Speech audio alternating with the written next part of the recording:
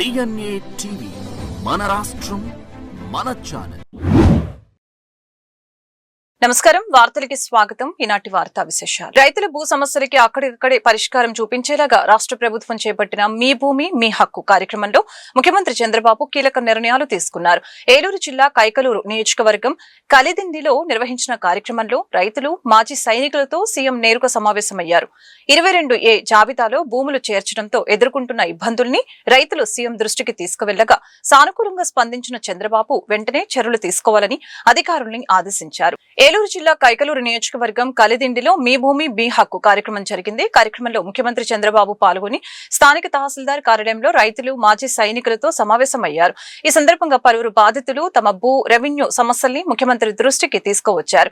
ముఖ్యంగా తమ భూములను 22A నిషేధిత జాబితాలో చేర్చడంతో ఎదురవుతున్న ఇబ్బందుల్ని రైతులు సీఎం కు వివరించడం జరిగింది.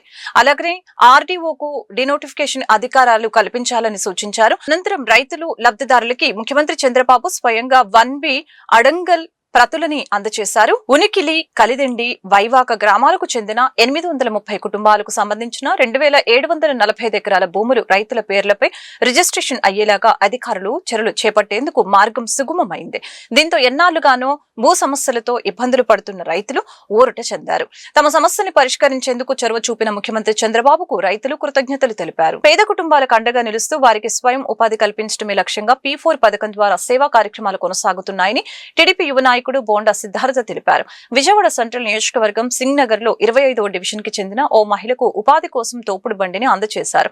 ఆర్థిక ఇబ్బందులతో సతమతమవుతున్న కుటుంబాలు తమ కాళ్లపై తామే నిలబడేలాగా చేయటమే P4 పథకం ఉద్దేశమని బోండా సిద్ధార్థ స్పష్టం చేశారు. విజయవాడ సెంట్రల్ నియోజకవర్గంలో పేద కుటుంబాలకు అండగా నిలుస్తూ P4 పథకం ద్వారా స్వయం ఉపాధి కల్పించే కార్యక్రమాలు కొనసాగుతున్నాయి.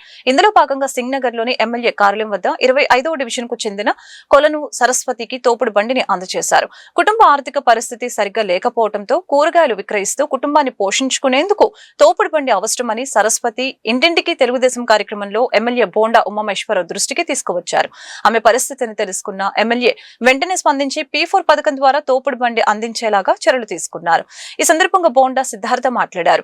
నియోజకవర్గంలోని 21వ డివిజన్ లో ఆర్థిక ఇబ్బందులు ఎదుర్కొంటున్న పేద కుటుంబాలకు అవసరాన్ని బట్టి తోపుడు బండ్లు, మహిళలకు స్వయం ఉపాధి పరికరాలు, విద్యార్థులకు విద్యా సహాయం అందిస్తున్నామని తెలియజేశారు. ఈ కార్యక్రమంలో మాచర్ల పావని, మాచర్ల గోపి, దొంగ రాంజనేయులు, స్థానిక డివిజన్ టీడీపీ నాయకులు పాల్గొన్నారు. అయితే P4 పథకం ద్వారా దాదాపు నియోజకవర్గంలో ఉన్న 21 డివిజన్లో ఎవరి ఆర్థిక పరిస్థితి బాగోకపోయినా, ఎవరి కుటుంబ పరిస్థితి బాగోకపోయినా తక్షణ సాయంగా ఎవరైతే బోండా ఉమా గారి ఆఫీస్కి, ఎమ్మెల్యే గారి ఆఫీస్కి వచ్చారో వాళ్ళందరికీ కూడా P4 పథకం ద్వారా ఆయన సొంత నిధులతో తోపుడు బండి కానీ, స్త్రీ బండి కానీ, చదువుకోవాల్సిన ఆర్థిక సాయం కానీ ఇవన్నీ కూడా చేస్తూ ఉన్నాం.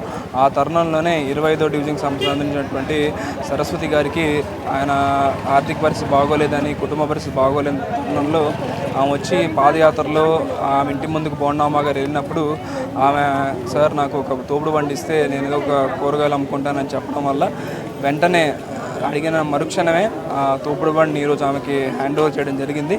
దానివల్ల ఆమెకి కానీ ఆమె కుటుంబానికి కానీ ఒక స్వయం ఉపాధి అనేది కలిగించడం జరిగింది. తప్పనిసరిగా ఇదొక్క దాంతో ఆపడం కాదు, రానున్న రోజుల్లో మొత్తం సెంట్రల్ నియోజకవర్గం మొత్తంలో కూడా ఎవరికి ఏమి కావాలన్నా సరే నిరంతరం తన సొంత నిధులు చేయడానికి బోండా ఉమా గారు ముందున్నారని, అదే కాకుండా మా స్థానిక డివిజన్ పార్టీ అంతా కూడా అండగా ఉంటుందని మరొకసారి తెలియజేస్తున్నాం. అండి మరి కొత్త మందినండి మరి కొత్త మందిన ఈ సారు నిన్న వచ్చారండి, బండి అడిగిన మాకు పరిస్థితి బాగోలేదండి, మాకు ఇంట్లో జరగట్లేదండి, మాకు అసలు మా ఆయనకు దుడ్డు లేదు, ఆయనకు ఇబ్బంది అయిపోతుంది, ఇల్లు కూడా వస్తలేదు మాకు అసలే. 2 రోజులు తింటున్నాం, 1 రోజు ఉపాసం వండుకుంటున్నాం, తిండికి లేక ఉపాసం వండుతున్నాం. సారు నిన్న వచ్చాడు, ఇవాళ బండి ఇచ్చేసాడు. సార్ దయ, ధన్యవాదాలు సార్. సార్ కుటుంబానికి కనకాలం చల్లగా బతకాలి అందరు కుటుంబం. డిఎస్సి నియామకాలపై కొందరు రాజకీయ నాయకులు చేస్తున్న ఆరోపణలు పూర్తిగా ఆధారరహితమని విద్యార్థి యువజన సంఘాల నేతలు మండిపడ్డారు. నిరుద్యోగ యువతలో గందరగోళం సృష్టించేందుకే ఇలాంటి ప్రచారాలు చేస్తున్నారని ఆరోపించడం జరిగింది. విజయవాడ గాంధీనగర్ ప్రెస్ క్లబ్ లో విద్యార్థి యువజన సంఘాల నేతలు సమావేశమయ్యారు. డిఎస్సి నియామకాలపై కొందరు రాజకీయ నాయకులు చేస్తున్న ఆరోపణలు నిరాధారమైనవని వారు స్పష్టం చేశారు. RYSF రాష్ట్ర అధ్యక్షుడు పరుచూరి రాజేంద్రబాబు, TNSF ప్రధాన కార్యదర్శి పుల్లగూరు చరణ్ సాయి యాదవ్, BJY సిపివైఎం జిల్లా అధ్యక్షులు J Sivakrishna Reddy, Dalit students action movement నాయకులు తేజశ్రీ, తెలుగు యువత నేత Shaik Nagar, islamic youth wing నాయకులు అక్బరుద్దీన్, ట్రైబల్ సంఘం నాయకులు రవీంద్ర నాయక్, ఆర్ఎస్యు నాయకులు కిరణ్, నిరుద్యోగ జేఏసీ నాయకులు అరుణ్ తదితరులు పాల్గొన్నారు. గతంలో డిఎస్సీ నియామకాల అవకతవకలు జరిగాయంటూ కొందరు చేస్తున్న ప్రచారం నిరుద్యోగ యువతను తప్పుదోవ పట్టించే ప్రయత్నమని నేతలు ఆరోపించడం జరిగింది. అధికారిక ప్రకటనలు, న్యాయస్థానాల నిర్ణయాలను మాత్రమే విశ్వసించాలని నిరుద్యోగ యువతకు విజ్ఞప్తి చేశారు. యువత ఆకాంక్షల్ని రాజకీయ వివాదాలకి బలి చేయకుండా ఉద్యోగాల కల్పన, పారదర్శక నియామకాలపై నిర్మాణాత్మక చర్చ జరపాలని కోరారు. చేస్తున్న అసత్య ఆరోపణలు, దుష్ప్రచారాలకు సంబంధించి ఈరోజు ఎన్టీఆర్ జిల్లా విజయవాడ కేంద్రంగా ప్రెస్ క్లబ్లో విద్యార్థి యువజన నాయకులు, అదేవిధంగా నిరుద్యోగ యువత నాయకుల ఆధ్వర్యంలో ప్రెస్ క్లబ్లో ఏదైతే వైసీపీకి సమాధానం ఇస్తూ ఈరోజు స్పందనగా ఈరోజు ప్రెస్ మీట్ పెట్టడం జరుగుతుంది. దానికి వచ్చిన మీడియా మిత్రులకి, పాత్రికేయ మిత్రులకి, జర్నలిస్ట్ అందరికీ కూడా స్వాగతం తెలియజేస్తూ, ఏదైతే 2024 అధికారంలోకి వచ్చిన కూటమి ప్రభుత్వం మెగా డిఎస్సి ద్వారాగా అత్యధిక స్థాయిలో ఉద్యోగాలు కల్పిస్తామనే హామీతో అప్పటి నారా లోకేష్, అదేవిధంగా ఇప్పటి ముఖ్యమంత్రి చంద్రబాబు నాయుడు గారు కూటమి ప్రభుత్వం అధికారంలోకి రాగానే మెగా డిఎస్సి ద్వారాగా ఉద్యోగాలు ఇస్తామని హామీ ఇచ్చారు. ఆ హామీని నెరవేర్చే విధంగా దాదాపుగా 2025లో 16,471 పోస్టులకి ప్రకటన విడుదల చేయడం, దానికి సంబంధించి వివిధ రకాలైన గైడ్లైన్స్, అదేవిధంగా నియమాలు, నిబంధనలు అన్నీ కూడా అందరికీ తెలియజేయడం, పొందుపరచడం జరిగింది. దాని ద్వారాగా ఆన్లైన్ బేస్డ్ ద్వారాగా దాదాపు జూన్ నెల, జూలై నెలలో 2025లో పరీక్ష నిర్వహించడం, సెప్టెంబర్లో రికార్డు స్థాయిలో, సెప్టెంబర్లో తక్కువ వ్యవధిలో ఈ పరీక్ష ఫలితాలు విడుదల చేయడం, తద్వారా దానికి సంబంధించి మళ్ళీ వివిధ రకాలైన నియమ నిబంధనల ద్వారాగా ఈరోజు నీకు చరిత్ర ఉంది. 0 డిఎస్సి సీఎం గా నీ పేరు చరిత్రలో లిఖించబడింది ఆంధ్రప్రదేశ్ రాష్ట్రంలో. ఆంధ్రప్రదేశ్ రాష్ట్రానికి, ఉమ్మడి ఆంధ్రప్రదేశ్ రాష్ట్రంలో కానీ, విడిపోయిన తర్వాత రాష్ట్రంలో కానీ ఒక్క డిఎస్సి కూడా నిర్వహించకుండా ఏ ఒక్క ముఖ్యమంత్రి లేడు. ఆ ఘనత ఈరోజు 0 డిఎస్సిగా జగన్మోహన్ రెడ్డి ఆ పేరు చరిత్రలో సృష్టించుకుంటా ఉన్నాడు. ఈరోజు ఆయన పేరు ఎక్కడైతే బీట్లు పడిపోయిందో, నేను 0 డిఎస్సి నిర్వహించా, మళ్ళీ కూటమి ప్రభుత్వం రాగానే 16,347 ఉద్యోగాలు ఇచ్చి ఈరోజు నిరుద్యోగ ఆంధ్రప్రదేశ్ ని ఉద్యోగాల ఆంధ్రప్రదేశ్ గా మారుస్తే రేపొద్దున నా పార్టీ పరిస్థితి ఏంటి, నా గంజాయి యువత పరిస్థితి ఏంటి అని చెప్పి ఈరోజు జగన్మోహన్ రెడ్డి భయపడతా ఈరోజు ఏదైతే రోజు నిరుద్యోగ పక్షాన పోరాడిన ఏ ఒక్క విద్యార్థి సంఘమైనా, ఏ ఒక్క యువజన సంఘమైనా ఈరోజు నువ్వు చేసే ధర్నాలకు కానీ, ఈరోజు నువ్వు జంజీ పేరుతో చేస్తున్న గంజాయి యూత్ తో చేస్తున్న ర్యాలీలో ఏ ఒక్క విద్యార్థి యువజన నాయకుడు సంఘీభావం కానీ, మద్దతు కానీ తెలిపేదని చెప్పి అడుగుతా ఉన్నాం. ఈరోజు జంజీ అని మాట్లాడుతూ ఉన్నారు. ఈరోజు జగన్మోహన్ రెడ్డి గారు, ఈరోజు వైసీపీ పార్టీ నాయకులు క్లియర్ గా అడుగుతున్నాం, హూ ఇస్ జంజీ బ్రదర్? ఈరోజు జంజీ ఎవరు? ఈరోజు తల్లిని చెల్లిని అక్రమ కేసులు పెట్టి ఇంట్లో నుంచి గంటేసిన జగన్మోహన్ రెడ్డి జంజినా? ఈరోజు బాబాయ్ చెప్పేసి గుండెబొట్టుగా మార్చేసిన అవినాష్ రెడ్డి జంజినా? ఈరోజు ఆంబోతులాగా రోడ్ల మీద ఎగురుతూ గంట అరగంట వాళ్ళ ద్వారానే మళ్ళీ కేసులు వేపించి ఒక నోటిఫికేషన్ కూడా విడుదల చేయనటువంటి వైసీపీ నాయకత్వం ఈరోజు ఈ రాష్ట్రంలో యువగలం పాదయాత్ర ద్వారా ఇచ్చినటువంటి హామీ మేరకు మొదటి సంతకం డిఎస్సి మీద చేసి, డిఎస్సి మీద సంతకం చేసిన తర్వాత వైసీపీ ప్రభుత్వం సుమారుగా 248 కేసులు వేపిస్తే న్యాయపరమైనటువంటి చిక్కులు కూడా పరిష్కరించి 150 రోజుల్లో డిఎస్సిని 16,300 పోస్టులు, పైచిలుకు పోస్టులతో డిఎస్సిని విడుదల చేయడంతో పాటుగా భర్తీ చేసినటువంటి ఘనత విద్యాశాఖ మంత్రి నారా లోకేష్ గారికి ఉంది. ఏం చేశారని చెప్పేసి నారా లోకేష్ గారిని రిజైన్ చేయమని చెప్పేసి వైసీపీ నాయకత్వం అడుగుతుందని చెప్పేసి నిరుద్యోగులు మేము కోరుతా ఉన్నాం. ఎందుకంటే జాబ్ క్యాలెండర్ ప్రకటించారని చెప్పేసి రిజైన్ చేయాలా? ఎన్నికల్లో ఇచ్చినటువంటి హామీ ప్రకారం నిరుద్యోగులకు ఇచ్చినటువంటి హామీ ప్రకారం 16,000 ఉద్యోగాలు ఇచ్చి 16,000 కుటుంబాల్లో వెలుగులు నింపి రోడ్డు ప్రమాదంలో మృతి చెందిన ట్రాఫిక్ డీసీపీ షరీన్ బేగం కుమార్తె షేక్ ఆసిఫా భౌతిక కాయానికి పలువురు ప్రముఖులు నివాళులర్పించారు. విజయవాడలోని డీసీపీ షరీన్ బేగం నివాసానికి రాష్ట్ర మైనార్టీ సంక్షేమ శాఖ మంత్రి ఎన్ఎండి ఫరూక్, రాష్ట్ర డీజీపీ హరీష్ కుమార్ గుప్తా, ఎన్టీఆర్ జిల్లా పోలీస్ కమిషనర్ ఎస్పీ రాజశేఖర్ బాబు, విజయవాడ సెంట్రల్ ఎమ్మెల్యే బోండా ఉమామేశ్వరరావు చేరుకొని ఆసిఫాకు శ్రద్ధాంజలి ఘటించారు. అనంతరం షరీన్ బేగం కుటుంబ సభ్యులను పరామర్శించి తమ ప్రగాఢ సానుభూతిని తెలిపారు. రోడ్డు ప్రమాదంలో ట్రాఫిక్ డీసీపీ షరీన్ బేగం కుమార్తె షేక్ ఆసిఫా మృతి చెందడంతో పోలీస్ శాఖలో విషాద ఛాయలు అలుముకున్నాయి. ఆసిఫా భౌతిక కాయం విజయవాడలోని డీసీపీ షరీన్ బేగం నివాసానికి తీసుకుని రావడంతో పలువురు ప్రముఖులు అక్కడికి చేరుకున్నారు. రాష్ట్ర మైనార్టీ సంక్షేమ శాఖ మంత్రి ఎన్ఎండి ఫరూక్, రాష్ట్ర డీజీపీ హరీష్ కుమార్ గుప్తా ఆసిఫా భౌతిక కాయానికి పలువురు పూలమాలలు వేసి ఘనంగా నివాళులర్పించారు. అనంతరం డీసీపీ షరీన్ బేగం ఆమె కుటుంబ సభ్యులను పరామర్శించిన వారు ఈ విషాద సమయంలో కుటుంబానికి తమ ప్రగాఢ సానుభూతిని తెలియజేశారు. ట్రాఫిక్ డీసీపీ గారు సౌమ్యురాలు, మంచి అధికారిగా, సమర్థవంత ఎంపీగారిగా పేరు తెచ్చుకున్న షరీన్ గారి కుమార్తె ఆ ప్రమాదంలో మరణించబడినది మీ అందరం కూడా చాలా తీవ్రమైన దిగ్భ్రాంతికి గురయ్యాం. ఎందుకంటే నిన్న సీఎం గారి ప్రోగ్రాం అంబేద్కర్ కళావేదికలో జరిగింది. ఆమె అప్పుడు డ్యూటీలో ఉన్నారు. అంబేద్కర్ కళావేదికలో డ్యూటీలో ఉంటే ఆ డ్యూటీలో ఉన్నప్పుడే వాళ్ళ అమ్మాయి కూడా, అంటే 2:10కి సీఎం గారి ప్రోగ్రాం అయింది. అక్కడ 2:10కి సీఎం గారి ప్రోగ్రాం అయినప్పుడు డీసీపీ గారు అక్కడే ఉన్నారు, సిపి గారు అందరూ అక్కడే ఉన్నాం. సీఎం గారు వెళ్తూ ఉన్నారు, అలాగే వాళ్ళ పాప అక్కడికి వచ్చింది. వచ్చి ఇలాగ నేను ఫ్రెండ్స్తో కలిపి బాపట్ల బీచ్కి వెళ్ళి మళ్ళీ సాయంత్రం వచ్చేస్తామని చెప్పింది.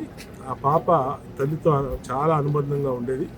అలాంటి సందర్భంలో ఆ పాప అక్కడికి వచ్చి కారులో మాట్లాడి షరీన్ గారితో తల్లితో మాట్లాడి చేసినాక సడన్గా అవి ప్రమాదానికి గురవటం మా అందరికీ ఇబ్బంది గురి చేసింది. ఇవాళ మా మైనార్టీ మంత్రి గారు, ఫరూక్ గారు, డీజీపీ గారు అందరూ కూడా వచ్చి దగ్గరుండి నివాళులు అర్పిస్తా ఉన్నాం. ఆ కుటుంబానికి, షరీన్ గారికి అందరూ అండగా ఉంటాం. ఆ పాప ఆత్మకి శాంతి కోసం దేవుళ్ళు ప్రార్థిస్తాం. ఇంద్రకీలాద్రి శ్రీ దుర్గా మల్లేశ్వర స్వామి వారి దేవస్థానంలో ఆషాఢ మాస సార సమర్పణ ఉత్సవాలు ముగింపు దశకు చేరుకున్నాయి. ఈ నెల 12వ తేదీ బుధవారంతో ఆషాఢ సార సమర్పణలు ముగియనున్న నేపథ్యంలో భక్తులు చివరి 2 రోజుల్ని సద్వినియోగం చేసుకోవాలని ఆలయ అధికారులు విజ్ఞప్తి చేశారు. అమ్మవారికి సాంప్రదాయ పద్ధతిలో సారె, పసుపు, కుంకుమ, గాజులు సమర్పించాలనుకునే భక్తులు ముందస్తు నిబంధనలు పాటించాలని సూచించారు. ఇంద్రకీలాద్రిపై కొలువైన కనకదుర్గమ్మ అమ్మవారికి ఆషాఢ మాస సార సమర్పించే వార్షిక ఉత్సవాలు ఆగస్టు 12తో ముగియనున్నాయి. దీంతో భక్తులకు ఇక చివరి 2 రోజులు మాత్రమే అవకాశం ఉండటంతో అమ్మవారికి సార సమర్పించేందుకు భారీగా భక్తులు తరలి వచ్చే అవకాశం ఉంది. సార సమర్పించే భక్తులు ముందుగానే కనకదుర్గ నగర్ వద్ద ఏర్పాటు చేసిన ప్రత్యేక కౌంటర్లో తమ పేర్లను నమోదు చేసుకుని ఆథరైజేషన్ సర్టిఫికేట్ పొందాల్సి ఉంటుంది. సార తీసుకువచ్చే భక్తుల కోసం ₹100 భవానీ అనుగ్రహ దర్శనం క్యూ లైన్లు ప్రత్యేకంగా ఏర్పాటు చేశారు. ఆషాఢ సార సమర్పణకు ఇదే చివరి అవకాశం కావడంతో భక్తులు దేవస్థానం సూచించిన నిబంధనలు పాటిస్తూ అమ్మవారి దర్శనం, సార సమర్పణను ప్రశాంతంగా పూర్తి చేసుకోవాలని అధికారులు కోరారు.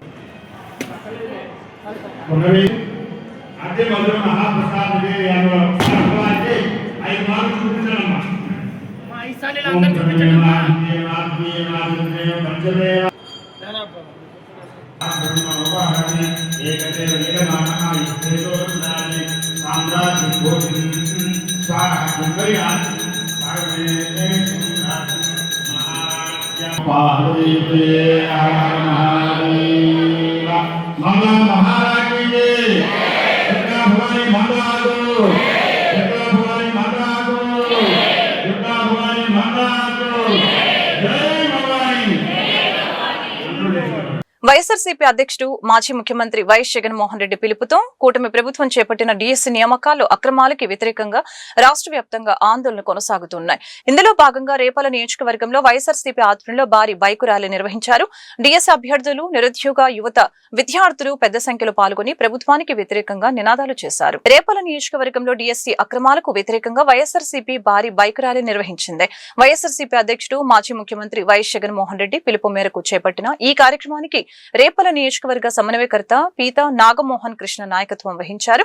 నియోజకవర్గ పరిశీలకులు అడప శేషు, యువజన విభాగ రాష్ట్ర ఉపాధ్యక్షులు మెరుగు చందన్, నాగుతో పాటు స్థానిక నాయకులు, కార్యకర్తలు పెద్ద సంఖ్యలో ర్యాలీలో పాల్గొన్నారు.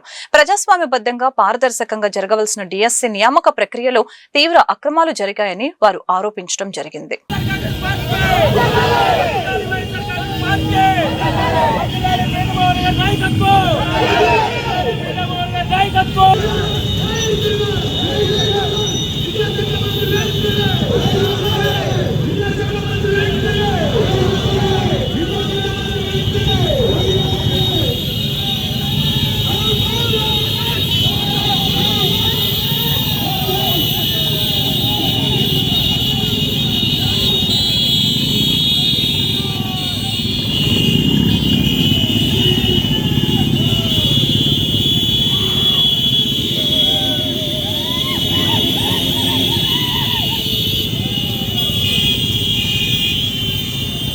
ఒంగోలు రాజకీయాల్లో కూటమి పార్టీల మధ్య విభేదాలు మరొకసారి భగ్గుమన్నాయి. టీడీపీ ఎమ్మెల్యే దామచర్ల జనార్దన్ ని టార్గెట్ చేస్తూ జనసేన నేత మాజీ మంత్రి బాలినేని శ్రీనివాసరెడ్డి చేసిన వ్యాఖ్యలు రాజకీయ వర్గాల్లో హాట్ టాపిక్ గా మారాయి.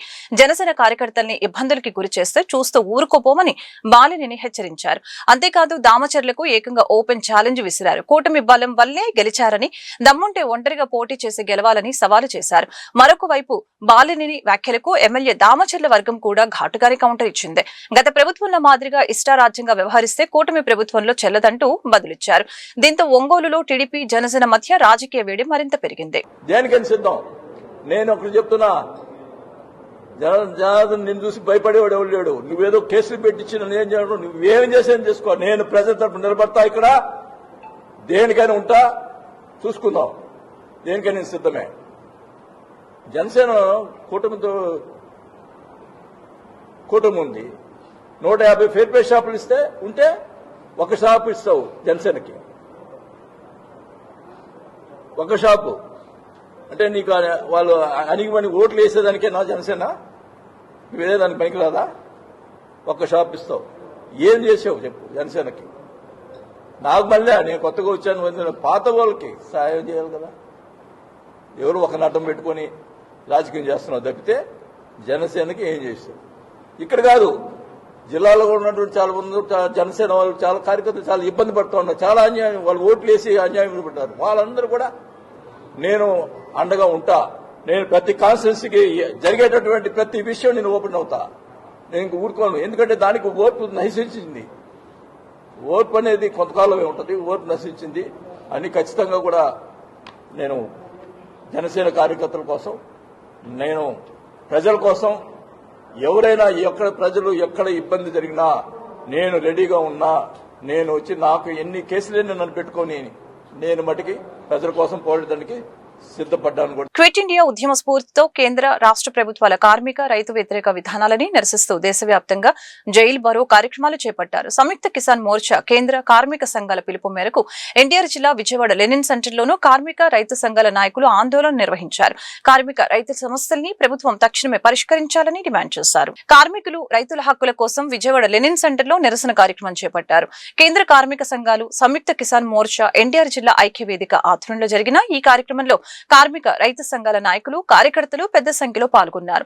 కేంద్ర, రాష్ట్ర ప్రభుత్వాలు అనుసరిస్తున్న కార్మిక వ్యతిరేక విధానాలని నాయకులు తీవ్రంగా ఖండించారు. అవుట్ సోర్సింగ్, కాంట్రాక్ట్ విధానంలో పనిచేస్తున్న కార్మికులను పర్మనెంట్ చేయాలని, సాగు ఖర్చులకు అదనంగా 50% కలిపి రైతులకు మద్దతు ధర ప్రకటించాలని డిమాండ్ చేయడం జరిగింది. బ్రిటిష్ పాలకులను గద్దెదించేందుకు క్విట్ ఇండియా ఉద్యమంలో ప్రజలు ఎలా ఐక్యంగా పోరాడారో అదే స్ఫూర్తితో కార్మికులు, రైతులు తమ హక్కుల సాధన కోసం ఐక్యంగా ఉద్యమించాలని నాయకులు పిలుపునిచ్చారు. కలిసి ఈరోజు దేశవ్యాప్తంగా జైలు బరో కార్యక్రమానికి పిలుపునివ్వడం జరిగింది.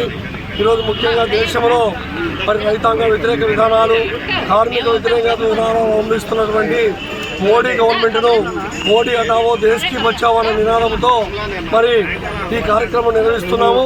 ఇప్పటికే దేశంలో రైతాంగం వ్యవసాయం సంక్షోభంలో ఎత్తబడి 3 నల్ల చట్టాలు తీసుకొచ్చి రైతుల భూములన్నీ కూడా కార్పొరేట్ వర్గాలకు కట్టబెట్టడానికి మరి మోడీ సర్కార్ ప్రయత్నం చేస్తా ఉంది.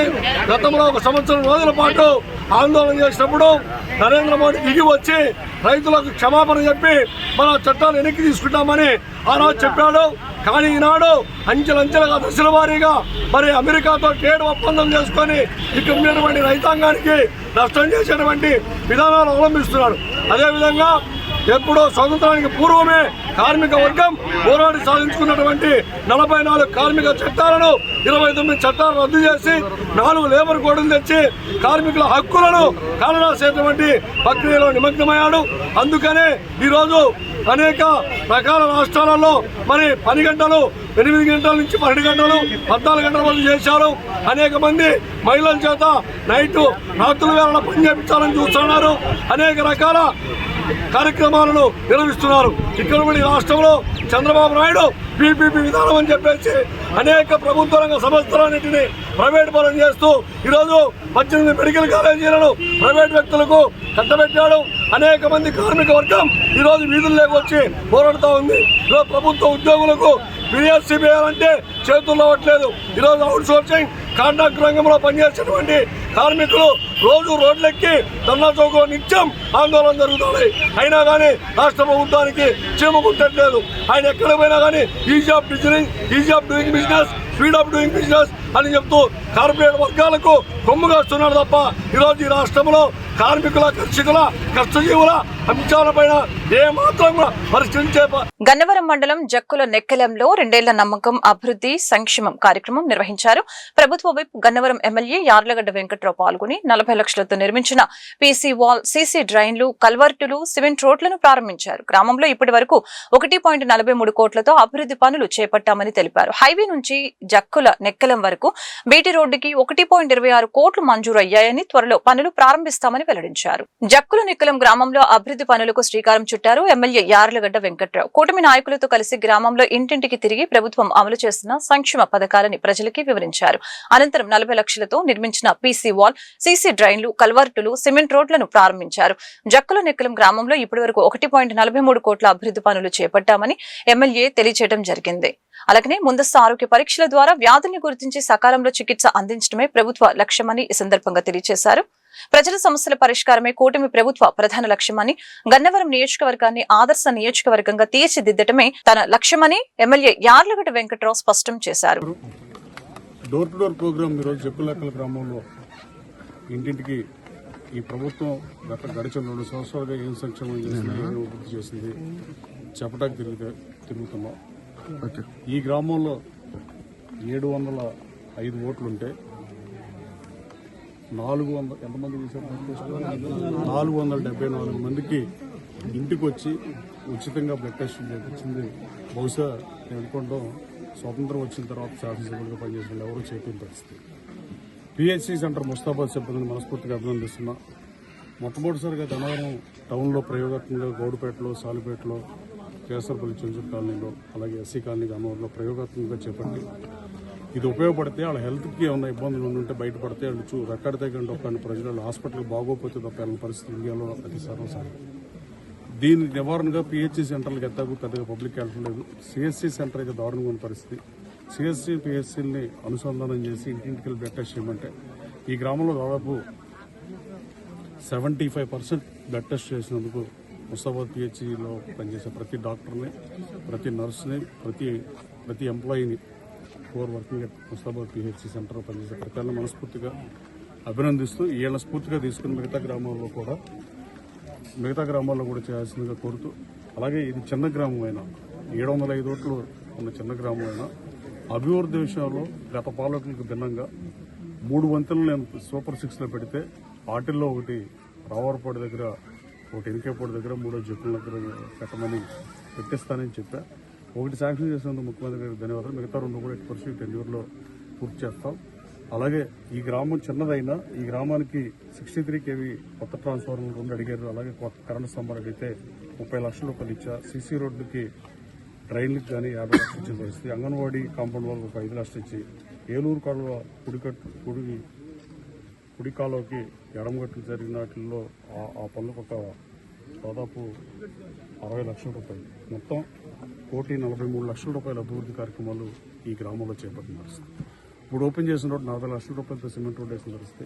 గడిచిన 5 ఏళ్ల కాలంలో ఈ గ్రామానికి 1,63 లక్షలు కాదు కదా, కనీసం 25 లక్షలు పెట్టి కూడా అభివృద్ధి జరగని దుస్థితిలో గత ప్రభుత్వం పరిపాలించింది. దాంట్లో ఏమాత్రం సందేహం లేదు. అలాగే ఈ గ్రామానికి హైవే నుంచి జక్కులాక్కుని వెళ్ళే రోడ్, బీటీ రోడ్కి 1 కోటి. ఈ వార్తలు ఇంతటితో సమాప్తం. మరొక బులెటిన్ మళ్ళీ కలుద్దాం. నమస్కారం.